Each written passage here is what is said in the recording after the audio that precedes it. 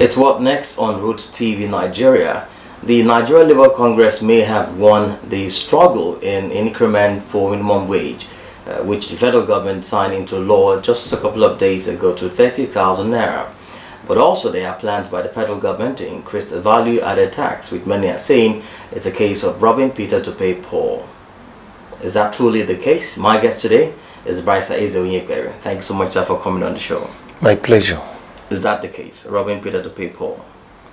Let me say that increasing the minimum wage to 30,000 naira is a very welcome development, particularly if you look at the cost of living in Nigeria and also what countries far more less endowed and much poorer than Nigeria, who are neighbors, are paying in terms of minimum wage. We are paying one of the least in the West African sub-region, and in fact, I dare say in the whole world. So it's a very welcome development. So I want us to distinguish that with the issue of increment in VAT. Okay. Value-added tax, we are charging the least rate in the whole world. We are charging barely 5%, when countries like Ghana, Tanzania, other countries around are doing 15% and above. And so that means that we are getting less and less revenue for the federation account to be shared by the three tiers of government. So it will also be a welcome development if value-added tax is slightly increased, maybe 7.5, maybe 10%. Okay.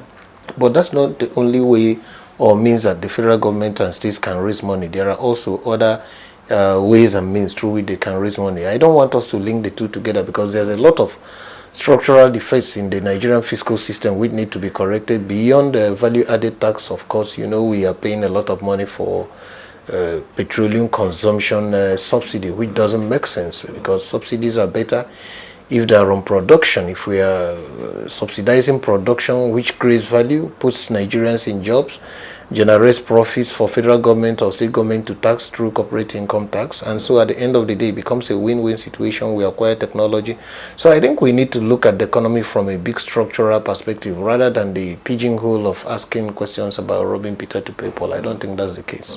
But do you think the 30,000 naira will be sufficient to the workers? I mean, looking at the current realities of the economy today and the fact that it may spiral inflation. Well, that's. I don't expect 30,000 naira to spiral inflation. If you expect it to bring inflation, why is the money being paid to big public office holders like the president and the ministers and the senators? Why is it not bringing inflation? People are taking 13 million naira every month as money that is not accounted. It's not bringing inflation, and then when they pay you 30,000, it brings inflation. How many 30,000s are in 13 million? Okay, the 30 of the 30,000 gives you 900,000. So you can do your math. So I don't understand the basic. But they are also concerned about the welfare of Nigerian workers. There is also a clause in it that a company that has less than 25 may not be able to activate that particular law. Can you just broaden that? No, I've not looked at the new amendment as signed by the president. I've not looked at it, but I don't think that should apply to a number of people. If you're running a company, you should be able to pay the minimum wage. We are not up to 30 or 25 here, but we pay far above the minimum wage. So it's a question of the commitment, because you know that people are working for you and they should be able to live not like animals but like human beings with full dignity, who are created by God and are co-equals with you, who is employer. Well, the typical Nigerian society, like we know, the public may have gotten a hint of Nigerian workers getting, increase in what is the percentage? The question is, what is the percentage of Nigerian workers to the overall population? Do you know? How many workers who are doing this, what is their percentage to the overall population for anybody to now wait? And I asked you the question, why are we not increasing the market price of goods and services when people pick big money?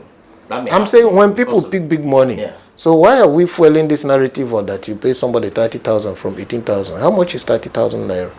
$100 is 36,000 naira. Or 36,000 naira. So you are discussing about $75, $80, and what is that?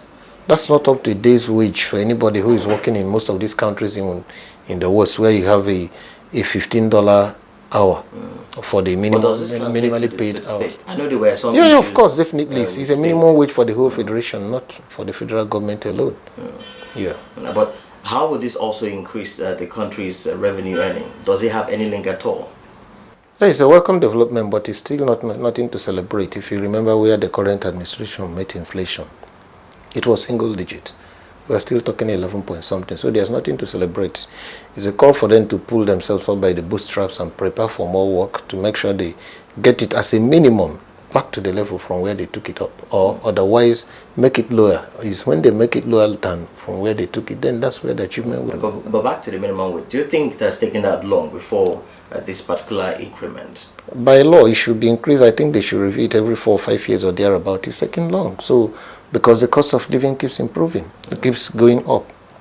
And of course, you know, the dollar was being exchanged for about 180, 190, 160. Suddenly, you are doing 300 and something. So, as soon as you have these indicators radically altered, you need to also go back and renegotiate your minimum wage. Thank you so much for coming on the show. We appreciate you. My pleasure. And that's it on What Next. Join us some other time. I'm Toby Moore.